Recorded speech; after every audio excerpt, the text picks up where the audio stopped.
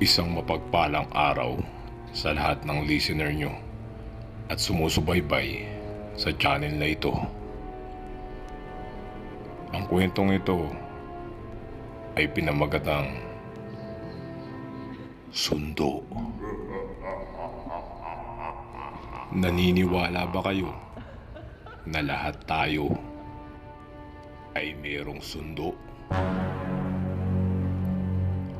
Oo, bali-balita nga na halos lahat ng matanong mong tao na namatayan ay sinasabing sinundo ang taong namatay ng isang kaluluwa.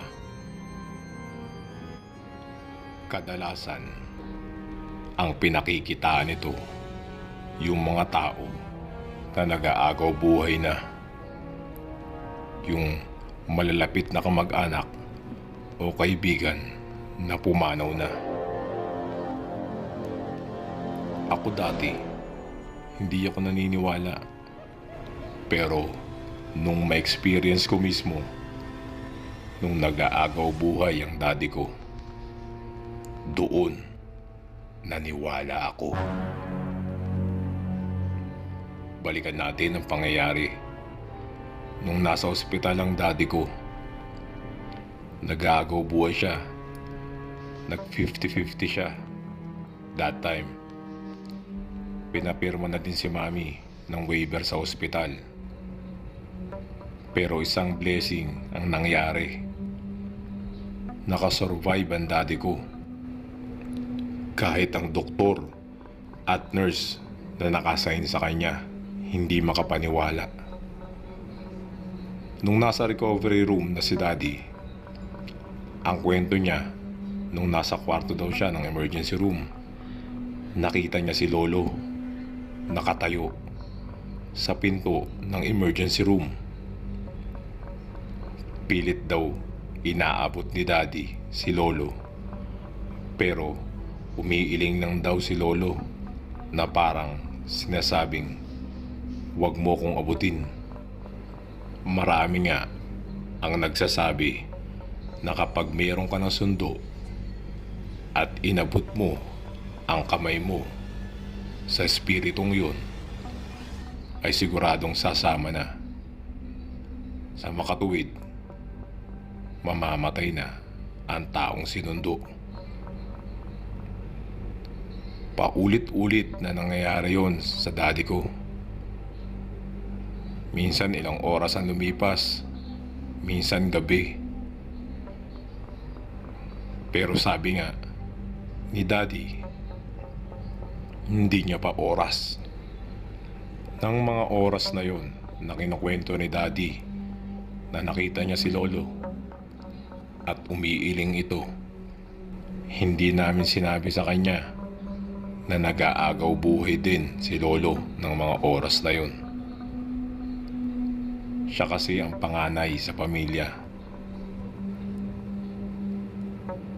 Sa makatuwid, namatay si lolo nang dumaan ang kaluluwa niya sa kwarto ng daddy ko. Kung inabot ng daddy ko ang kamay niya kay lolo, malamang dalawa silang nawala sa buhay namin. Dahil nga nagpakita ito sa kanya ng mga oras na nag-aagaw buhay siya. Sabi nga ng marami, sinalo ni lolo ang buhay ng daddy ko dahil pareho silang nag-aagaw buhay ng mga oras na iyon. Marahil mas pinili nga ni lolo na mabuhay ang kanyang anak kaysa sa kanya. Mahal na mahal niya ang panganay niyang anak na si daddy. Nag-iisa na rin naman kasi si lolo sa buhay. Sa edad na 80, wala na rin naman kasi si lola. Namatay ito sa edad na 60. Kaya sa tingin ko, kontento na siya sa buhay niya. Compare naman kay daddy na may iwan niya kami. Sa tulad ko na edad na 15. At sa bunso naming kapatid na edad na 7. Marami pang pwedeng magawa si daddy. Kaya siguro second life niya na rin to. Marami pa siyang mission sa mundo. Nang mga unang linggo nang makalabas nga si daddy sa ospital, may mga panaginip na pumapasok nga sa panaginip si lolo. Nakakausap niya ito na hindi pangaraw oras para mawala siya sa mundo. May mga gabi na bigla na lang nagigising to, sumisigaw, may kinakausap, at pawis na pawis. Sabi niya nga, marami raw panaginip na pumapasok sa kanya at kasama niya si lolo. Ang mga ganong bagay, hindi ko mapaliwanag. Basta, naikukwento sa amin ni daddy dahil na-experience niya to at nararanasan niya. Ilang buwan din ang lumipas nang ganun ang na-experience ni daddy. Nung ika-40 days nga ni lolo, ipinagdasal namin siya na tulungan si daddy at gabayan kami sa dinadanas namin dito sa mundo. Ang tao naman kasi, kapag namatay, ang kaluluwa niya ay hanggang 40 days lang. Matapos nun, ay mawawala na ito. Hindi lang natin alam kung saan ang patungo nun. Marami kasing nagsasabi na pwedeng mabait ka, marami kang nagawa sa mundo, sa taas ka mapupunta. Meron namang hindi natin masabi kung gaano kasama sa lupa. Sigurado, doon ka sa mainit na lugar mapupunta. Hindi ko rin kasi pagkakaila na si daddy ay marami ring kalokohan sa buhay. Simula nung mga bata kami, hindi ko lang tiyak kung sa edad niya ngayon ay nagloloko pa siya. Kaya sa tingin ko, kung meron man siya mga nagawa noong mga kabataan niya, ay dadalhin niya ito hanggang sa mawala siya.